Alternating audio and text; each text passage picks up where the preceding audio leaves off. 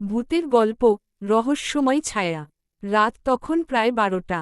রাহুল পড়ার টেবিলে বসে পরীক্ষার প্রস্তুতি নিচ্ছিল। হঠাৎ জানালার পর্দা অদ্ভুতভাবে নড়ে উঠল, যেন কেউ ধীরে ধীরে টান দিচ্ছে। সে মাথা ঘুরিয়ে তাকাল, কিন্তু বাইরে কেউ নেই। বাড়ির আশেপাশে এত রাতে মানুষ থাকার কথাও নয়। হঠাৎ করেই বাতিটা দুবার ফ্লিকার করল, তারপর নিভে গেল। ঘর অন্ধকারে ঢেকে গেল। রাহুলের গলা শুকিয়ে গেল ভয়েতে। সে উঠে গিয়ে আলো জ্বালানোর চেষ্টা করল, কিন্তু সুইচ কাজ করল না। ঠিক তখনই জানালার কাছে এক ধোঁয়াটে ছায়া ফুটে উঠল। রাহুল চমকে পেছনে সরে গেল।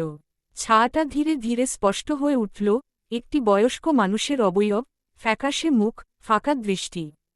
ঠান্ডা বাতাস কাঁপিয়ে তুলল পুরো ঘরটাকে। ভয়ে জমে যাওয়া রাহুল কাঁপতে কাঁপতে ফিসফিস করে বলল, কে কে আপনি? ছায়াটি কিছু বলল না, কিন্তু জানালার কাছে এক অদ্ভুত চিহ্ন রেখে মিলিয়ে গেল।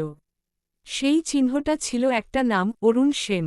রাহুল পরে খোঁজ নিয়ে জানতে পারল, তাদের বাড়ির আগের মালিক ছিলেন অরুণ সেন, যিনি বছর 15 আগে রহস্যজনকভাবে নিখোঁজ হয়েছিলেন।